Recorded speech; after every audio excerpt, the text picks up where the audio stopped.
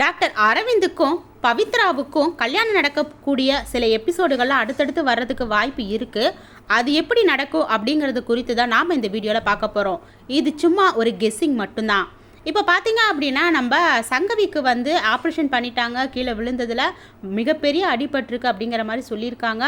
அவங்களுக்கு பார்த்தீங்க அப்படின்னா டாக்டர் அவங்க கண்ணு முழிச்சதுக்கப்புறம் சொல்ல போகிறாங்க, பிஃபோர் 1 இயர் நடந்த விஷயங்கள் எல்லாமே அவங்களுக்கு மறந்துடுச்சு அப்படிங்கிற மாதிரி சொல்ல போகிறாங்க. அவங்களுக்கு நீங்கள் எந்த ஒரு விதத்துலையுமே அதிர்ச்சியான எந்த ஒரு தகவலையும் சொல்லாதீங்க. அப்படி நீங்கள் அதிர்ச்சியாக சொல்லக்கூடிய விஷயம் அவங்கள பாதித்தது அப்படின்னா கண்டிப்பாக அது அவங்க உயிருக்கே ஆபத்து அப்படிங்கிற மாதிரி டாக்டர் சொல்ல போகிறாங்க. நம்ம சங்கவியும் பார்த்தீங்க அப்படின்னா கண்ணு முழிச்ச உடனேயே கேட்க போகிறாங்க, என்னப்பா எனக்கும் ஆதிக்கும் கல்யாணம் ஏற்பாடுலாம் நடந்துட்டுருக்கா, எங்கள் பவியும் அரவிந்தும் அப்படிங்கிற மாதிரி கேட்க போகிறாங்க. அதை கேட்டு எல்லாருமே ஷாக் ஆக போகிறாங்க.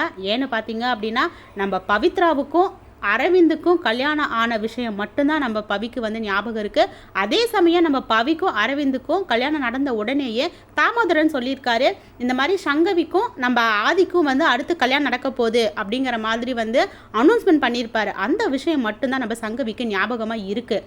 அப்படிங்கிற பட்சத்தில் இப்போ வேறு வழியே கிடையாது.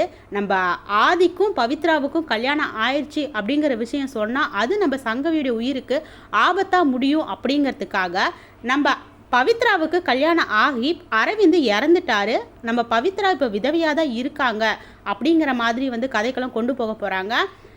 நம்ம சங்கவியும் ஆதியும் கல்யாணம் பண்ணுறதுக்கு முன்னாடியே பார்த்தீங்க அப்படின்னா நம்ம எப்படியாவது நம்ம பவித்ராவுக்கு நல்ல லைஃப் அமைச்சு கொடுக்கணும் அப்படிங்கிறதுக்காக டாக்டராக நடிச்சிட்டு இருக்கக்கூடிய அரவிந்துக்கு நம்ம பவித்ராவை கல்யாணம் பண்ணி வைக்கலாம் அப்படிங்கிற ஒரு நல்ல எண்ணத்தோட நம்ம சங்கவி அடுத்தடுத்த சீன்கள் மூவ் கொண்டு போகிறாங்க. இதில் பார்த்தீங்க அப்படின்னா ஆதி எதுவும் சொல்லவும் முடியாமல் மெல்லவும் முடியாமல் தவிக்க போகிறாரு. அதே போல் தான் பவித்ராவும்.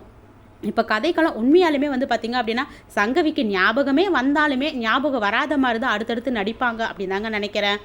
எப்படியாவது நம்ம ஆதி வாழ்க்கையில் இருந்து நம்ம பவித்ராவை பிரித்து எடுக்கிறதுக்கு அவங்களுக்கே தெரியாமல் சில விஷயங்கள் செய்ய போகிறாங்க நம்ம சங்கவி.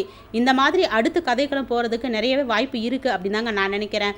ஒருவேளை கதைக்களம் எப்படி போனால் நல்லா இருக்கும் அப்படிங்கிற உங்களுடைய கருத்துக்களை மறக்காமல் கமெண்ட் பண்ணுங்கள். இது போன்ற சின்னத்திரை மற்றும் சினிமா அப்டேட்க்கு நம்ம சேனல் மறக்காமல் சப்ஸ்கிரைப் பண்ணிக்கோங்க.